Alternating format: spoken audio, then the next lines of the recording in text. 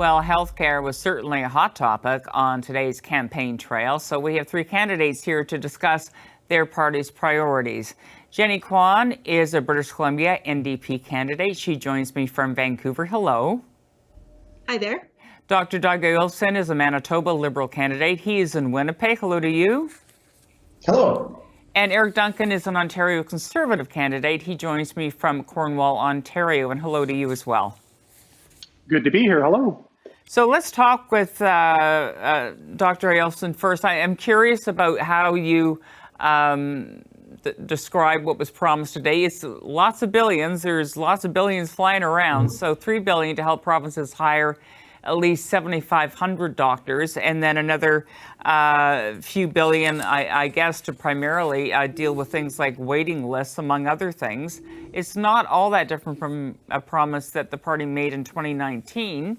So what confidence should Canadians have that a 2019 promise will be a fulfilled 2021 promise?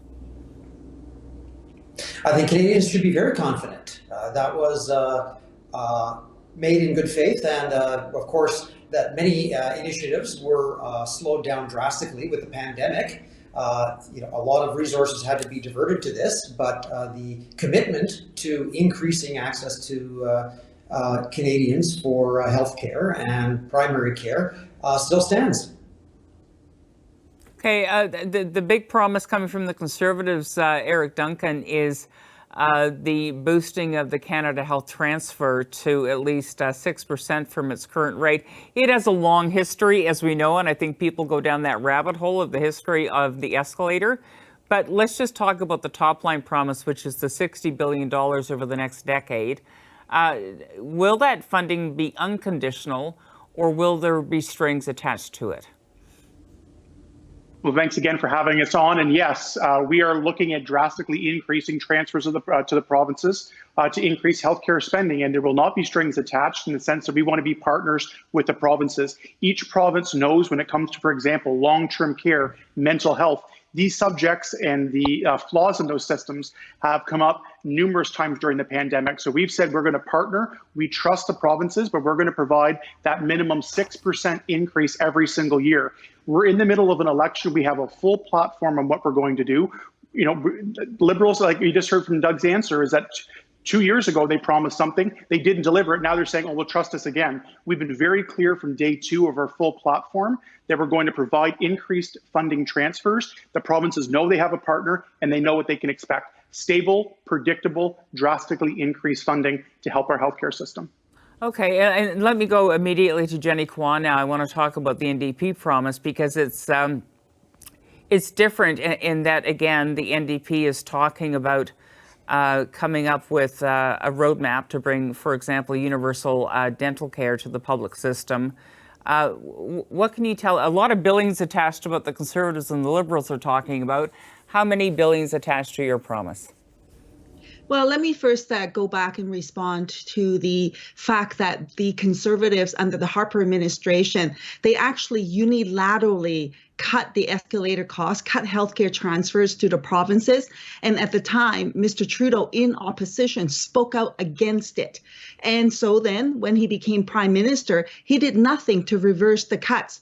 The provinces are struggling and the federal government actually, frankly, have not shown leadership. So now during an election, both the Conservatives and Liberals are saying, oh, yes, we're promising that we will deliver healthcare. The truth of the matter is the Harper government cut healthcare transfers to the provinces. The Liberals said that they were against that, and then, of course, did nothing about it after they became. I would say though there was a formula set out that had an escalator at 6% that went back to 3 as a floor, but still contingent upon GDP. And you're right, Trudeau kept it there. He didn't do anything about it, but I would like to talk about what we're talking about today on the campaign trail, which is why I asked you specifically about the big promise coming from the NDP on dental care. So can you just tell me what that is and what it could cost? Well, absolutely. On the issue around the dental care, we've actually costed it with the Parliamentary Budget Officer. And what our program is that we would provide dental care for people making $90,000 or less as the start to begin that process. We know that many Canadians cannot access dental care, particularly seniors, for example. Many of them, their teeth are getting worn out actually with age, and they're not able to chew the food.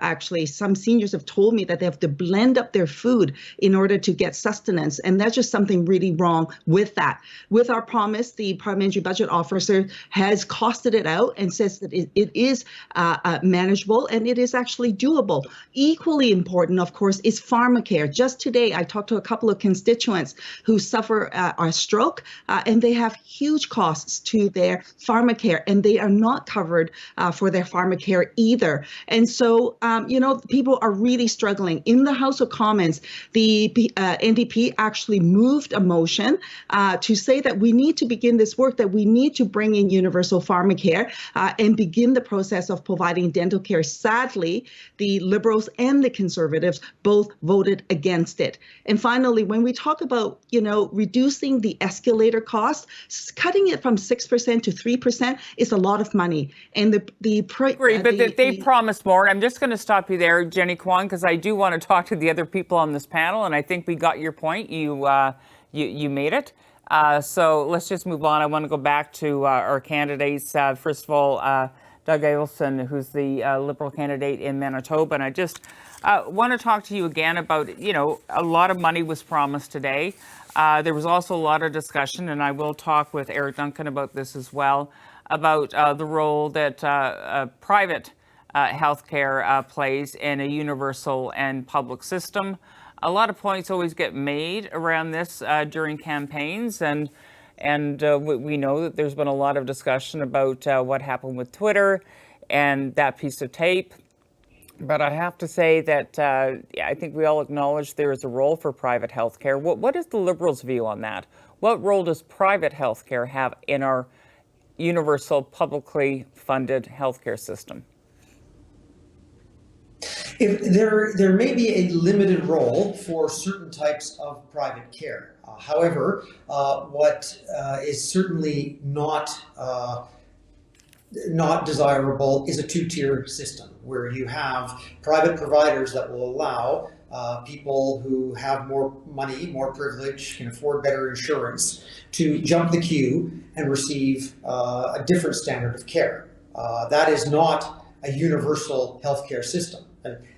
Everyone may have access, but you're going to have different levels of access. And if you have different people accessing different levels of care based on their income, that's not truly a universal system. Yeah, I have to say, Eric Duncan, when I was listening to Aaron O'Toole today, and he was asked repeatedly about his view about private health care, and I don't think I heard the word private escape his lips once, even when it was sort of asked, with all these billions you're promising, will there be any strings attached? And to, not allow a lot of those billions be used to facilitate more private care. What is the Conservative view on the role of private health care within a universal, publicly funded system? Well, I'm glad you said universally public system. That's what we support. That's part of our Canadian identity. It's part of our backbone.